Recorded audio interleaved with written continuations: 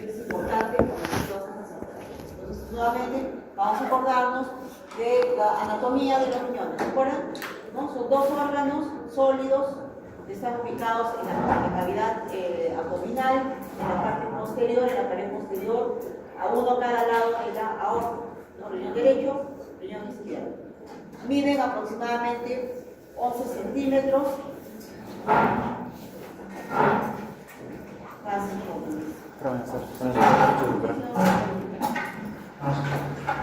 11 centímetros de largo por 6 centímetros de ancho y 3 centímetros de grosor. Tienen la forma de un frijol con esta hendidura central por donde sale el éter con la orina que se ha formado y por donde entran los vasos, la vena renal y la arteria renal. Entonces, y de ahí la parte externa es la corteza renal, donde fundamentalmente están los glomérulos y la médula renal. En la médula renal podemos encontrar las pirámides, los cálices mayores, los cálices menores que van a desembocar a la pelvis renal y de ahí al uretro, ¿no? Y salen al exterior. Entonces ahí cómo se va la orina. Ya, entonces ahí tenemos la anatomía del chico. La nefrona es la unidad funcional. Aproximadamente 1 millón, ¿no? 1 millón de nefronas en cada riñón. Entonces, la nefrona está conformada por el glomérulo es un acúmulo, un penachito de vasos, ¿no? Una serie de vasos, y por los túbulos, ¿no? El túbulo contorneado proximal, el asa de Henle, descendente, ascendente, los túbulos contorneados distales, los túbulos colectores. Entonces, todo eso forma la nefrona. Entonces, ¿qué nos interesa ahora? El motivo de la clase es el glomérulo. Este glomérulo está formado por la arteriola aferente, es la que llega, ¿no? Forma todo este acúmulo de vasitos, se divide y forma este penacho de vasos, ¿no? Y luego se vuelven a unir todos estos y salen y forman la arteriola eferente, que es la que sale. Entonces la aferente entra y la eferente, que es la que sale. ¿Qué más tenemos acá? Bueno, acá está la luz, ¿no? De estos capilares, ¿no? Que traen la sangre. La cápsula de Bowman, todo este penacho, ¿no? De este acúmulo de vasitos está rodeado de una estructura que se llama la cápsula de Bowman, ¿no? Y entre la cápsula de Bowman y la luz de los capilares está el espacio de Bowman o el espacio urinario, que es de donde se deposita la orina, pues, ¿no? Por acá por los vasitos, que son estas, ¿no? Estas arterias aferentes que se han dividido, estos vasitos van a filtrar la sangre y lo que no sirve de la sangre va a pasar al espacio de Bowman, ¿no? Y del espacio de Bowman ya va a pasar a través de los túbulos, de toda esa red tubular, ¿no? De túbulos, para que y ahí se van a reabsorber también o se van a secretar otras sustancias y finalmente van a salir a través de la orina, ¿ya? Entonces esta es la cápsula de Bowman, el espacio de Bowman, y esta estructura que es la del medio, que es la matriz mesangial, que tiene importantes funciones inmunológicas y también tiene una función de soporte, ¿no? De todo el glomérulo. Importante también aquí es este aparatito, el aparato yuxtaglomerular, que está formado por unas capas, digamos, de la arteriola aferente, de la arteriola eferente y también del asa de Henle. Y este aparato yuxtaglomerular tiene unas células hiperplásicas, que son las células de la mácula densa, que son, ¿para qué sirven? Para la producción de renina. No, las células de la mácula densa. ¿Ah? El sodio, ¿no es cierto? Tienen que ver con la regulación de sodio, captan la cantidad de sodio que hay, ¿no? Las alteraciones en el sodio para poder regular. Y estas de acá, las yuxtaglomerulares, sí son las que producen ¿qué? Renina, no son las únicas células en el organismo demostradas que producen renina. Entonces, todas este aparato yuxtaglomerular tiene que ver con la homeostasis, ¿no? De sodio y agua, la regulación hemodinámica. Todo esto es el glomérulo. Muy bien, ¿por qué nos interesa este glomérulo ahora? Nos interesa esta matriz mesangial porque va a ser el blanco de varias alteraciones, y también nos interesa esta barrera de filtración glomerular. Entonces, a ver, otra vez nos entendemos, ¿no? La sangre está pasando por la luz, este es el capilar. Por la luz del capilar está pasando la sangre y va a filtrarse hacia el espacio de Bowman, ¿no? Entonces va a filtrarse a través de ¿qué? ¿Quién es el filtro? El filtro son estas tres estructuras que forman la barrera de filtración glomerular. Y esa barrera de filtración glomerular está compuesta por estas tres estructuras, ¿no? El epitelio del vaso, el endotelio, la pared endotelial del vaso, que es un endotelio fenestrado, así con muchos poros, parece un colador, ¿no? Rodeada de la lámina basal, la membrana basal, y alrededor está abrazado por los pies, ¿no? Unos podocitos de esta célula que se llama, es una célula visceral, ¿no? Que se llama podocito. Entonces, lo abraza, y estas tres estructuras van a formar esa barrera de filtración. Entonces, los solutos, ¿no? La sangre que viene por la luz del capilar se va a filtrar a través de esto. Entonces, ¿qué cosa es lo que va a regular que no pase todo el contenido de la sangre al espacio de bomba? Las cargas. La carga, ¿ya? Porque esta membrana, esta barrera tiene carga, tiene una carga negativa, y también el tamaño, ¿no es cierto? Porque miren, claro, acá hay unos poros, ¿no? Que son pequeños, pero a pesar de eso podrían pasar algunos elementos, pero se encuentran con la membrana, con la lámina basal y con los podocitos, pero a pesar de ello también podrían pasar algunos otros elementos. Entonces son dos mecanismos, ¿no? Uno es el tamaño de los poros y otro es la carga negativa, ¿no? La albúmina, por ejemplo, la albúmina, que es una proteína importante, es una proteína grande, pero por el tamaño se dice que sí podría pasar, ¿verdad? ¿Pero por qué no pasa? Por la carga, ¿no? Porque la albúmina también tiene una carga negativa, ¿no? Entonces, y la membrana, esta barrera también tiene una carga negativa, entonces se repele, y por eso es que la albúmina no pasa, ¿no? Normalmente no encontramos albúmina en la orina, ¿no? Y sigue en la sangre, ¿no? Entonces, esta es la barrera de filtración, que es lo que tenemos que acordar. Entonces, cuando hablamos de glomerulopatías, ¿no? Es un grupo de enfermedades que afectan a los glomérulos, ¿no? Entonces ya hemos recordado dónde están ubicados los glomérulos, de qué se trata, qué hacen, ¿no? Eso solamente ha sido una introducción. Y que originan pérdida de la filtración, porque pues esa es la función del glomérulo, ¿no? La filtración glomerular. Entonces va a haber alteraciones en la filtración glomerular, y en muchos casos esto va a llegar a un deterioro de la función renal, que puede ser causa de una enfermedad renal crónica, ¿no? ¿Qué pasa cuando el paciente llega a enfermedad renal crónica? Va a hemodiálisis. Entonces, teóricamente la hemodiálisis tendría que ser una etapa transitoria, nada más, mientras se espera un tratamiento definitivo, que es que el trasplante renal. Pero el trasplante renal está disponible, ni siquiera en los países muy desarrollados está. No es que yo vaya, ¿no? Yo quiero un riñón de tal característica, no. Entonces es muy difícil acceder a un trasplante renal. En muchos pacientes, entonces es una causa importante de enfermedad renal crónica, el trasplante renal. En este caso no hay, el trasplante renal son pacientes que están condenados a morir en diálisis, hemodiálisis o diálisis peritoneal, ¿no? Durante el resto de su vida. Entonces es importante, ¿no? Ahora, por cuestiones académicas, nosotros dividimos siempre el síndrome nefrótico y el síndrome nefrítico, que tienen características particulares cada uno. Pero en la vida real se van a encontrar con que puede coexistir hay más síndromes, y un paciente puede tener características de ambos. No vamos a poder catalogarlo como nefrótico o nefrítico. O puede evolucionar, puede presentarse de inicio como un síndrome nefrítico y luego evolucionar a un síndrome nefrótico. Entonces, cualquiera de las alteraciones que se imaginan puede haber en cuanto a los síndromes glomerulares, ¿ya? Y también importante que puede ser la expresión de trastornos sistémicos. Entonces, siempre que encontremos o lleguemos al diagnóstico de un síndrome nefrótico o síndrome nefrítico, no podemos quedarnos ahí, porque hemos dicho que el síndrome es un escaloncito nada más. Entonces hay que echarse a buscar la causa, ¿no?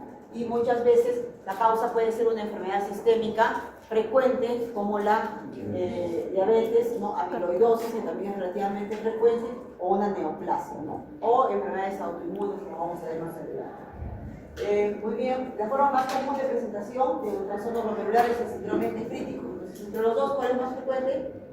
El nefrítico. Ya está, vamos a hablar del nefrótico. Entonces, en el síndrome nefrótico, la alteración básica va a estar en un aumento de la permeabilidad del capilar glomerular a las proteínas, es decir, que este capilar glomerular va a dejar pasar proteínas. Entonces, ¿dónde está el daño? En la membrana basal glomerular, ¿no? En la membrana de filtración glomerular, entonces acá va a haber un aumento de la permeabilidad. Esto va a provocar las características propias del síndrome nefrótico, que son edema, eso sí se lo tienen que aprender, ¿ya? No, pero no se van a aprender de memoria, lo van a deducir. ¿Qué hay en el síndrome nefrótico? Edema generalizado, proteinuria, esto sí tienen que aprender solo de memoria, 3.5 gramos en 24 horas, ¿ya? Esa cifra sí tienen que saber, 3.5 gramos en 24 horas, es una cantidad inmensa, ¿ya? Normalmente nosotros debemos eliminar 30 miligramos de proteína máximo en 24 horas. Acá estamos eliminando 3.500 miligramos, o sea, 3.5 gramos, ¿ya?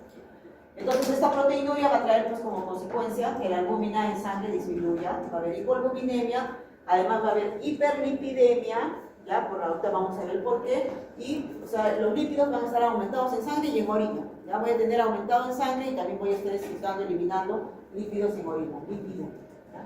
Entonces, eso. Bueno, pero ¿qué pasó? Pues, ¿no? Hay una lesión glomerular, aumenta la permeabilidad de la membrana basal glomerular, esto produce proteinuria, ¿no? Ya, entonces hasta ahí, ya sabemos, se van eliminando las proteínas, ¿no? Fundamentalmente la albúmina, entonces disminuye la albúmina en sangre. Entonces, otra vez, ¿se acuerdan de la ley de Starling? ¿En quién mantenía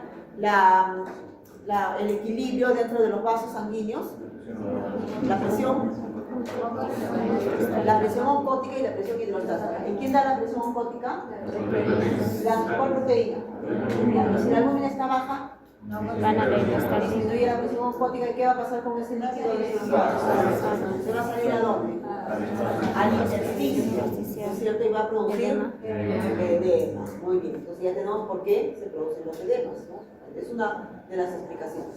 Pero no solamente pues, se va a eliminar, porque ese poro está abierto, ¿no? Esa carga se ha alterado, pues no solamente se va a eliminar albúmina, ¿no? También se va a eliminar o va a disminuir la actividad de esta lipoproteína lipasa, que tiene que ver en el metabolismo de los lípidos. Entonces esto hace que el hígado aumente la síntesis de lipoproteínas y esto va a provocar hiperlipidemia, ¿ya? Además, también se va a eliminar antitrombina 3 y factor 9, 11 y 12 de la coagulación. Entonces esto también va a alterar la homeostasis o el equilibrio del sistema de coagulación, ¿no? El sistema de coagulación también está en equilibrio con los procoagulantes y los anticoagulantes, ¿no? Si no estaríamos desangrando, no estaríamos teniendo trombosis a cada rato. Entonces, todo está en equilibrio. Entonces, pero acá la balanza se tira hacia lo procoagulante, ¿no es cierto? Entonces, hay hipercoagulabilidad, ¿no? ¿Por qué? Porque también se están eliminando todos estos factores de la coagulación, ¿no?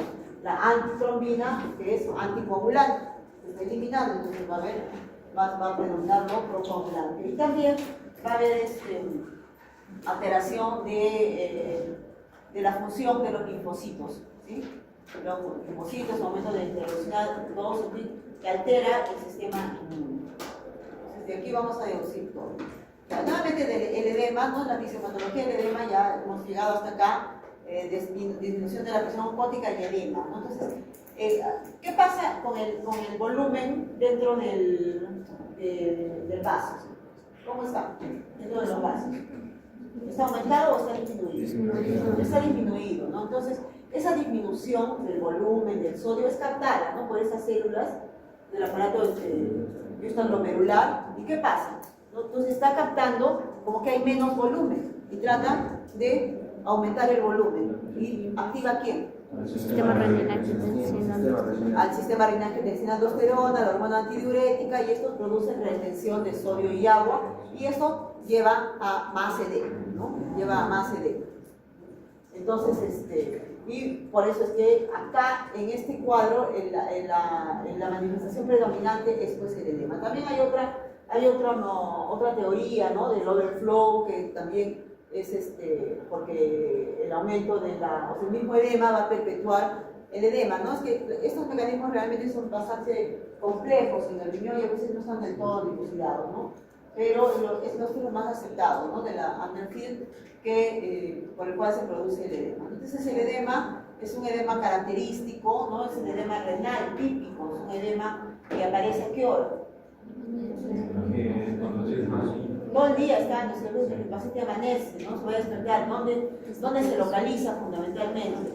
¿No? En la carita, ¿no? En los ojos, en las zonas de tejido laxo, en las manos, en los labios mayores en la mujer, en el escroto de los varones. Entonces ¿no? El edema es una de las alteraciones más importantes. Muy bien. Ahora, etiología. ¿Qué causa este síndrome nefrótico? Entonces, etiología primaria, hablamos de primaria cuando no encontramos otra cosa, no encontramos otra causa, ya hemos buscado todo, hemos investigado la historia clínica del paciente, sus antecedentes, no hay antecedentes, hemos hecho un examen exhaustivo, físico, y no encontramos ninguna otra alteración, todos los demás órganos aparentemente están funcionando bien, ¿no? Y no hay nada. Entonces solamente hay una afectación del glomérulo, parece que lo único que está afectado es el glomérulo, esto es responsable del 70% del síndrome nefrótico en adulto y le llamamos primaria, ¿no? Y secundaria cuando sí encontramos alguna enfermedad que podría estar causando este síndrome nefrótico, entonces esto solamente es un 30% del síndrome nefrótico. Entonces acá se llama primario o también se llama idiopático o también se llama criptogenético, ¿sí? Cuando no sabemos algo le ponemos estos nombres, ¿ya? Entonces, esto se ha visto que este primario o idiopático es una enfermedad de cambios mínimos, se llama así de cambios mínimos, en un 85%, y el resto, glomerulosclerosis elementaria focal, en un 10%. Pero estos diagnósticos se hacen solamente por biopsia renal, biopsia renal y por microscopía, o sea, por clínica o por laboratorio, es imposible que lleguemos a estos diagnósticos, solamente ya están después de una biopsia renal. Pero habíamos dicho que también hay un porcentaje, que 10% dice acá, bueno, 20, 30%, pero definitivamente es menos que los primarios, que son secundarios a otras enfermedades, ¿no? ¿Qué enfermedades? Enfermedades metabólicas, diabetes a la cabeza. Entonces, el paciente diabético que viene con edemas, yo tengo que pensar en que es una nefropatía diabética primero, que está progresando de repente en insuficiencia renal. También tengo que pensar en una glomerulopatía de tipo síndrome nefrótico, ¿no? Amiloidosis, ¿no? Enfermedades autoinmunes, todas las enfermedades autoinmunes, lupus eritematoso sistémico, todas las vasculitis, ¿no? URPAS, todas, ¿no? Otras enfermedades del tejido conectivo que tienen acá. Entonces, cualquier enfermedad tiroideas, ¿no? Graves base o hipotiroidismo, todas pueden estar relacionadas con síndrome nefrótico. Farmacológicas, podría estar relacionado con fármaco, entonces es importante tener toda la historia de medicación de mi paciente. Miren cuál es y a veces también es un poco complicado relacionar, ¿no? Que la causa fue el fármaco, ¿no? Pero si tenemos el antecedente, pues tenemos que tenerlo en consideración. ¿A quiénes conocemos de acá? Rifampicina, ¿no? Está en el esquema de pacientes tratamientos de tuberculosis. Las sales de oro que se usan en pacientes reumatológicos, el captopril, que es un antihipertensivo, que ya no se usa en forma crónica, pero que se usaba. Litio para pacientes con enfermedades o trastornos psiquiátricos, la warfarina, que es el anticoagulante, antiinflamatorio no esteroideo, que también usamos muy frecuentemente y el paciente se automedica y puede estar tomando por largo tiempo y después haga un síndrome nefrótico y podría estar en relación a los fármacos. Infecciones, enfermedades infecciosas, bacterias, virus, ¿no? Virus de hepatitis, VIH, puede ser endocarditis bacteriana, ¿no? Hepatitis C, sepsis, pueden desencadenar un síndrome nefrótico. Neoplasias como linfomas, carcinomas, en fin. Entonces, una serie de procesos sistémicos, enfermedades sistémicas que podrían estar en relación al síndrome nefrótico, ¿ya? ¿Cómo se manifiesta? Entonces, el paciente fundamentalmente va a venir a la consulta por edema. Doctor, doctora, me hincho, me estoy hinchando. Entonces, ustedes van a hacer el anamnesis sobre el edema, van a preguntar sus antecedentes, ¿no? Los síntomas concomitantes. De repente, por ahí va a salir este dato de que orino y sale con espuma, ¿no? O ustedes le preguntarán, pues, ¿no? Tendrán que preguntarles. Cuando orina usted sale espuma, ¿por qué? La proteinuria produce espuma, ¿no? Entonces le preguntarán eso. Y santomas, eso lo van a observar en el examen físico, ¿no? ¿Qué son los santomas?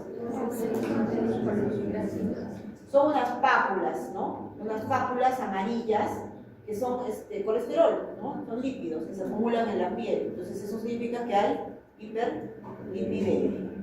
Entonces eso es lo que van a encontrar básicamente en el examen, las manifestaciones clínicas.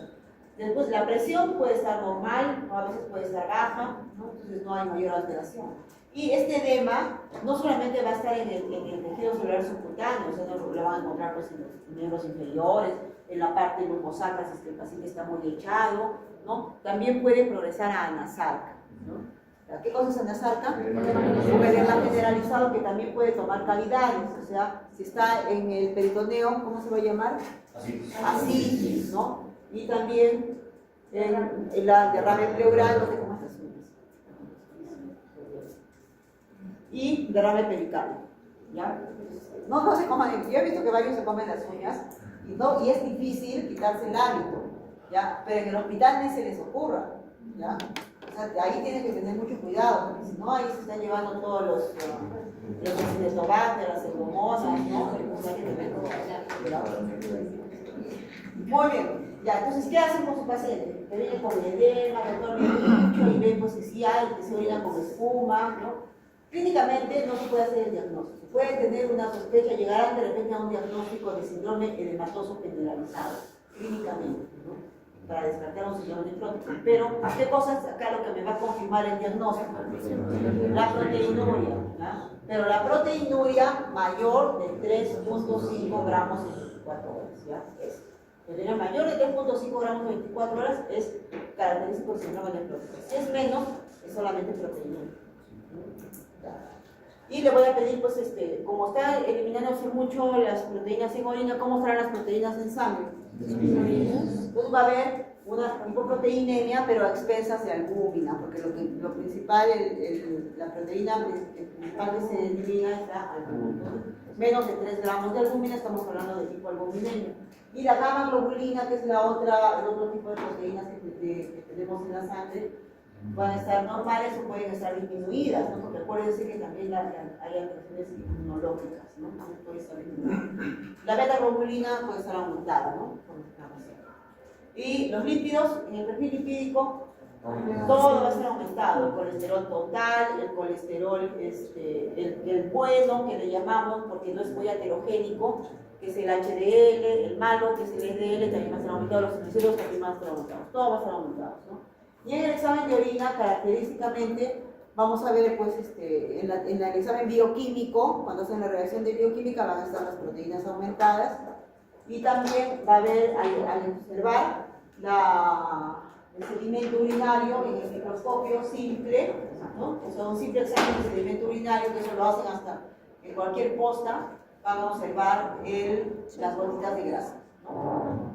Gotas de grasa en orina. Entonces, eso se llama lipiduria, es una característica, ¿ya? Cilindros grasos y gotas de grasa. Y la velocidad de sedimentación globular, que es un marcador de inflamación, va a estar elevada, y la uricreatinina va a estar normal. Son estudios de función renal, ¿no? Y es que en el síndrome nefrótico la función renal no se altera al inicio, ¿no? O sea, a la larga, si es que persiste esta alteración, ¿no? puede afectarse, pero de inicio no se va a ver muy afectada la función renal, entonces puede estar normal. ¿Qué más le voy a pedir? Pues si estoy pensando en un cuadro inmunológico, ¿no? Porque, ¿no? De repente el paciente tiene antecedentes de artralgia, de repente le he visto un rash a la señora, ¿no? Un eritema malar, entonces le pediré un perfil inmunológico completo para descartar una enfermedad autoinmune, una serología viral, porque ya hemos dicho que también puede estar relacionada con infecciones, y finalmente una biopsia renal, ¿no? La biopsia, si es que va a ser pues, la muestra, vamos a llevar la microscopía óptica, inmunohistoquímica, inmunofluorescencia, microscopía electrónica, en fin. Y a veces, a pesar de todo esto, no tengo diagnóstico. Bueno, ¿qué va a pasar con este paciente con síndrome nefrótico? Vamos a tener complicaciones, que hay que estar alerta nosotros a estas posibles complicaciones. Vamos a tener complicaciones infecciosas, tromboembólicas y renales. Renales, ¿cuáles hemos dicho? ¿No? La complicación renal es pues la falla renal, pero que no se da tan precozmente, pero sí que a la larga va a darse una falla renal, ¿sí? Pero no tan precozmente. Entonces, insuficiencia renal. Infecciosas, peritonitis, bacterianas, celulitis, infecciones urinarias, infecciones virales. Entonces es fácil deducirlo, ¿cierto? Hay factores mecánicos. ¿Han visto a los pacientes con edema en el hospital? ¿Sí? Están con su edema y a veces la piel se esfacela, ¿no? Y ya se rompe pues, esa barrera de protección y ese miembro, los miembros que están edematosos, como también hay una éstasis, se infectan fácilmente y pueden producir celulitis. Entonces, hay celulitis por este factor mecánico. Además habíamos dicho que había déficit de ciertos factores que se eliminan también, como transferrina, ¿no? Hay baja inmunoglobulina G, anormalidades de complementos, son factores inmunológicos que pueden provocar infecciones, pueden hacer que el paciente sea susceptible de presentar infecciones, ¿no?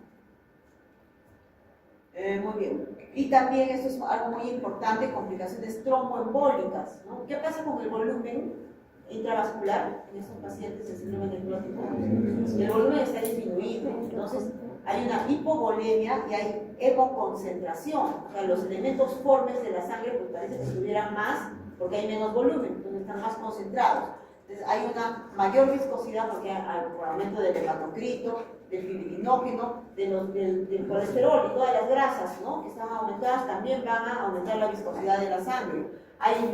¿Se acuerdan los factores de la coagulación? Hay déficit de antitromina 3, que es un anticoagulante, entonces va a haber aumento de procoagulantes, alteración de la función endotelial. Entonces todo esto hace que mi paciente fácil haga trombos, trombosis venosa profunda, encima que lo tengo seguramente hinchado, que no se mueve por los edemas, va a ser trombosis venosa profunda, puede ser tromboembolismo pulmonar, puede ser un accidente cerebrovascular y puede ser un infarto agudo miocárdico, ¿no?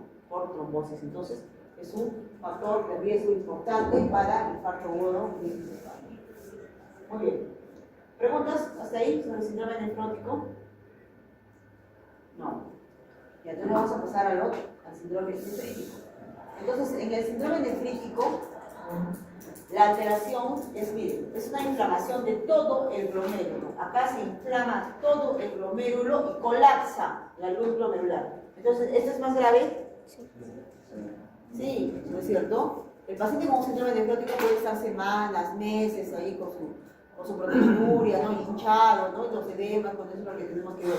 Pero acá no, hay colapso de la luz, entonces acá no hay filtrado.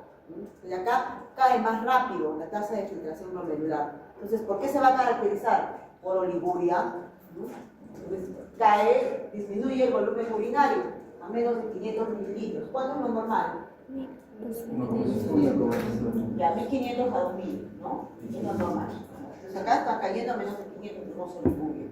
Tenemos proteinuria, pero no en rango nefrótico, sino menos de 3.5 gramos en 24 horas, ¿ya? Y acá es esta, la beta es esta, ¿no? Lo más importante, la hematuria. Entonces, en el síndrome nefrótico el paciente venía a consultar fundamentalmente por edema, ¿no? Acá va a venir fundamentalmente por hematuria, ¿no? O por edema, ¿ya?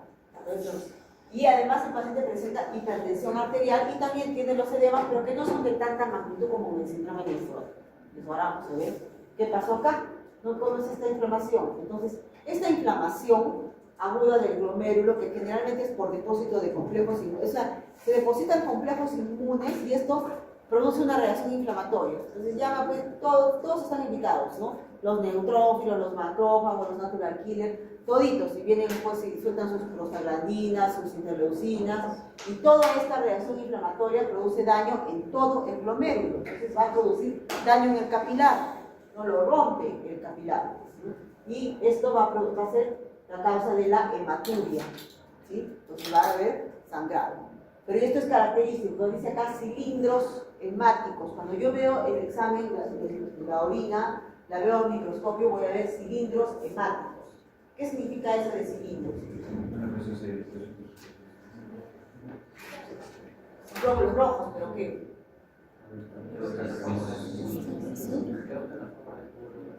Ya.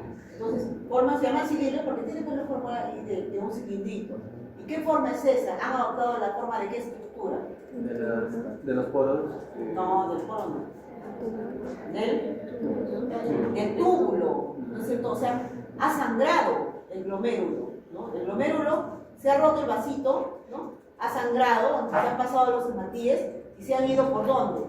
por el túbulo y han adoptado la forma del túbulo, por eso se llaman cilindros. Entonces, cuando ustedes vean o cuando les informen o vean un examen de orina, de un sedimento urinario microscópico que informe cilindros hemáticos, ese sangrado es ¿de dónde? Del glomérulo. Ya. Un cálculo renal que está dañando el uréter, ¿no? Ahí va a haber, obviamente va a haber hematuria. ¿Voy a encontrar cilindros hemáticos? No. Voy a encontrar hematíes, ¿no? De todas las formas que pero no voy a encontrar cilindros hemáticos, porque cilindros es característico de sangrado glomerular. ¿Ya? Entonces va a haber hematuria, cilindros hemáticos. Entonces esa hematuria puede ser macroscópica y el paciente viene por eso, porque lógicamente eso es aparatoso y se asusta. O a veces puede ser microscópica, el paciente viene por sus edemas, por alguna otra molestia, y cuando le pedimos el examen de orina nos informan como cilindros hemáticos.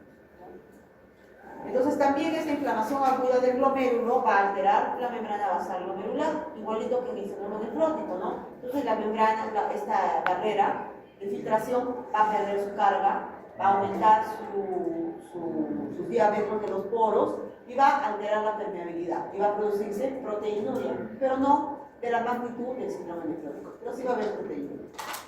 Además que, como ya les dije que todos estaban invitados a la fiesta, va a haber pues hipercelularidad glomerular, se contrae el mesangio, ¿se acuerdan? El mesangio que estaba entre los vasos, y, ¿no? Le daba forma al glomérulo. Entonces, todo esto hace que disminuya la filtración glomerular, ¿no es cierto?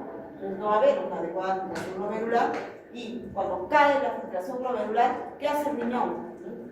Está captando que no hay volumen. Entonces, activan todos sus mecanismos para reabsorber. Entonces, lo primero que hace es ahorrar agua, ¿no? Para que no para seguir filtrando. Entonces se produce oliguria, ¿no? Y junto con esta oliguria aumenta la retención de azoados, ¿no? O sea, azoemia, urea, creatinina, productos nitrogenados. Entonces, ya estamos hablando de insuficiencia renal aguda, ¿no? Ahora, esta disminución de la filtración glomerular también pues, va a activar todos esos sistemas que ya conocemos y va a producir retención de sodio y retención de agua. Y esto va, al contrario del síndrome nefrótico, esto va a ser muy intenso, ¿sí? ¿Ya? Y va a producir hipervolemia. O sea, en el intravascular, en el síndrome nefrótico teníamos hipovolemia, pero acá tenemos hipervolemia, ¿no? Y esta sobrecarga va a producir hipertensión. Entonces acá se van a producir edemas, ¿no es cierto? ¿Pero por qué? Por la pérdida de proteína. También, sí, porque hay pérdida de proteínas. ¿Y qué más?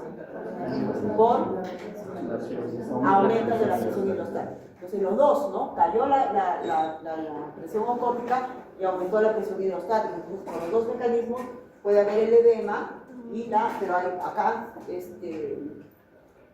está más pronunciada la hipervolemia, ¿no? Para eso va a haber hipertensión arterial.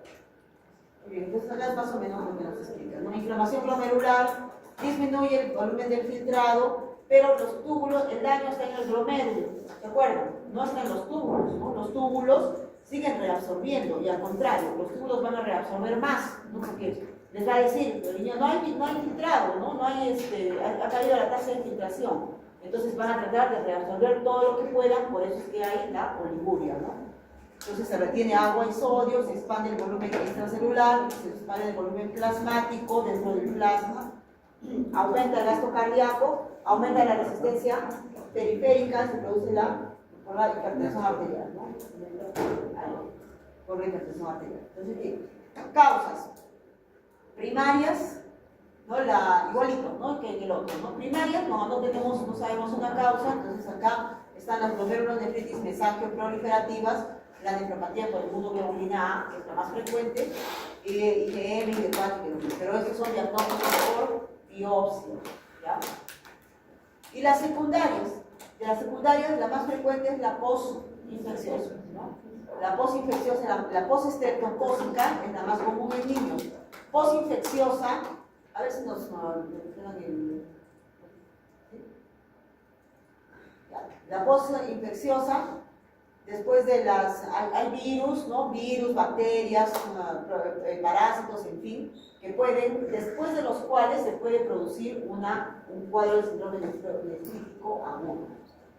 ¿Pero qué pasó? ¿Por qué? O sea, esta postestreptocócica, que es la más común en niños, ¿qué quiere decir? ¿Que viene el estreptococo y atacó el glomérulo? No, primero una infección en la vía respiratoria y luego creó anticuerpos con los antígenos del estreptococo y se fueron a ubicar en el glomérulo como tal, y eso causa inflamación por inmunocomplejos. Ya, muy bien. Entonces, no es la afectación, ¿no? Es una reacción después de la infección y es una reacción inmune, ¿no? Entonces, ¿qué pasó? ¿No? Esta es la historia típica, ¿no? La más común, como les digo en niños, es la glomerulonefritis post-estreptocócica por estreptococo beta hemolítico del grupo A. ¿Ya? Entonces, este estreptococo beta hemolítico del grupo A puede producir dos tipos de afecciones más frecuentemente, ¿no? La respiratoria, que es una amigdalitis con estos exudados purulentos en las amígdalas que van a ver en el niño, ¿no? Y o infecciones en la piel, ¿no? El vértigo, ¿no? En la piel.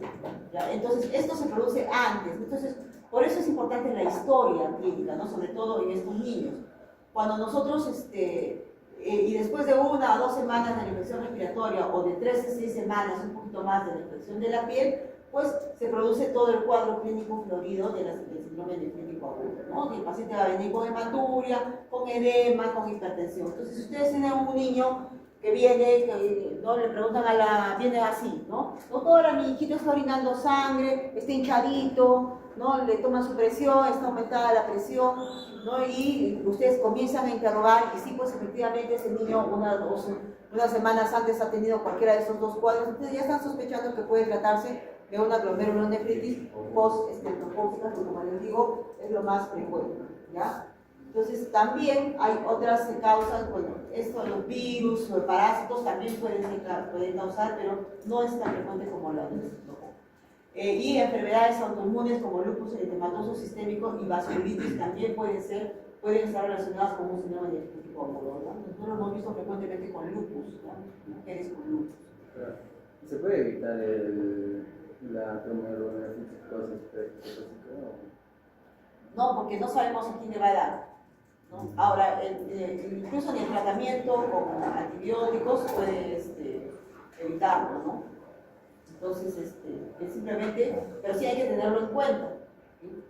Porque, vamos a tenerlo en cuenta porque vamos a ver lo siguiente. Bueno, aquí tienen cuál es el mecanismo de producción, ¿no? De subglomerular, es lo que dice su compañero, ¿no? O sea, no es que vino el germen y atacó el glomérulo, ¿no? Sino que se produjo una reacción como en cualquier infección, ¿no? Que ingresa el microorganismo y nuestro sistema inmune reacciona. Entonces se formaron anticuerpos contra algunos antígenos de ese estreptococo y ese complejo antígeno-anticuerpo se fue a depositar en el glomérulo y eso genera toda la inflamación, la reacción inflamatoria, ¿no? Entonces, los otros etiologías, ¿no? Las vasculitis, en fin, también son inmunocomplejos que se forman, ¿no? Algunos que van a depositarse en el glomérulo u otros que atacan al glomérulo específicamente. Entonces, esa es la forma, ¿no? El mecanismo inmunológico por el que se produce la lesión en el glomérulo. Bien, entonces el paciente va a venir pues con edema, que ya hemos visto cómo es ese edema, con signos de hipervolemia, que pueden ser, por ejemplo, ingurgitación yugular, congestión pulmonar, incluso llegar al edema agudo de pulmón, ¿no? Y hipertensión arterial, perdón, que es característica, la hipertensión arterial por hipervolemia, oliguria, ¿ya? Y hematuria. Entonces es muy característico, ¿no? Entonces fíjense por la hematuria que va a tener el paciente. ¿Qué le vamos a pedir? Igual el examen de proteinuria en 24 horas, que vamos a tener proteinuria, pero no del rango de nefrótico, ¿no? Va a ser menos de 3.5 gramos en 24 horas. En el examen de orina, ya les vuelvo a repetir, estos cilindros hemáticos, que cilindro hemático igual, sangrado glomerular, ¿no? Ya está. La función renal, aquí sí la vamos a tener alterada precozmente, ¿no? Desde inicio esos pacientes van a tener elevación de urea y creatinina y disminución de la articulación de creatinina. La excreción fraccional de sodio va a estar menos del 1%, porque acuérdense, cayó la tasa de filtración glomerular y ese riñón está tratando de reabsorber todo el sodio que pueda, entonces no se va a excretar sodio, entonces la fracción de excreción de sodio, de sodio va a ser menos del 1%. Y en el hemograma vamos a tener, podemos observar disminución de la hemoglobina y del hematocrito. ¿Por qué? Por la hemoglobina. No, la hemoglobina no es tan importante para producir esa disminución. Puede ser por el tema de hipervolemia, que se comienza a disolver todo lo forma dentro de la sangre y eso es lo que causaría la hemoglobina. Se llama hemodilución, ¿no es cierto? Porque como aumentó el volumen dentro de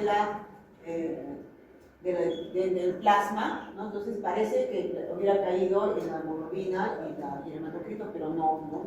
O sea, es por hemodilución más.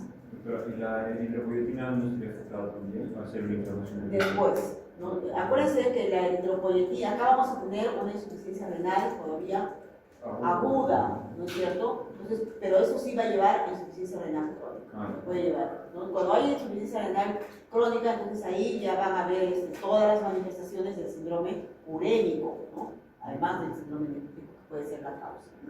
Muy bien, entonces estamos sospechando en ese niño que les dije que vino su paciente, que había tenido una infección respiratoria o dérmica, y luego viene con todos los síntomas del síndrome nefrítico, nefrótico, le vamos a pedir este estudio, que es un antígeno del estreptococo, que es la antiestreptolicina A.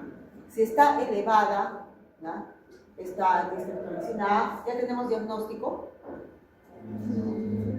Con la clínica. Con el antecedente, el cuadro clínico, el epidemiológico y la antiestreptolicina. Sí, ¿no es cierto? Entonces, ¿le haré biopsia? No, no sé, porque la biopsia es un procedimiento invasivo que puede tener complicaciones. Entonces, no. Entonces, simplemente lo observaré y veré. Ya si el cuadro progresa o se torna, no tiene una evolución tórpida, ¿no? O no esperada, bueno, pues ya le plantearé una biopsia, ¿no? Pero en este momento, de repente, no. Entonces, para eso nos sirve tener todo ese antecedente, ¿no? Complemento 3, el C3 y C4 también están disminuidos porque la gran reacción inflamatoria hace pues, que se consuma complemento y cuando están disminuidos. No tengo que buscar enfermedades sistémicas, para eso diré también los anticuerpos, ¿no? Todo el perfil inmunológico, anticuerpos para buscar lupus, para buscar vasculitis, en fin. Y finalmente pues tenemos que ir a la biopsia renal. Entonces, recordémonos también que un gran porcentaje de estos casos son primarios, ¿no? Muy bien, y las complicaciones del síndrome nefrítico. Entonces, ya hemos dicho que este cuadro va rápido a insuficiencia renal aguda. Entonces, tengo que manejar bien los líquidos, no estar preparados, porque el paciente va a necesitar diálisis de repente, ¿no? Porque a veces incluso necesitan diálisis y no necesariamente progresan a cronicidad, ¿no? Así que manejamos bien todo el medio interno y todas estas complicaciones que pueden presentarse. Entonces, ¿qué más? Insuficiencia cardíaca congestiva. ¿Por qué? Por la hipervolemia, ¿no es cierto? Claro, hipervolemia. Nuevamente, insuficiencia cardíaca congestiva que puede llegar a edema agudo del pulmón. Y las complicaciones de la hipertensión arterial, que puede ser encefalopatía hipertensiva, puede ser un infarto, un accidente cerebrovascular, ¿no? Hemorrágico, en fin. Entonces, todas esas complicaciones tengo que tener en cuenta. ¿Preguntas? Yo tengo una consulta. La presentación de los síntomas del síndrome nefrítico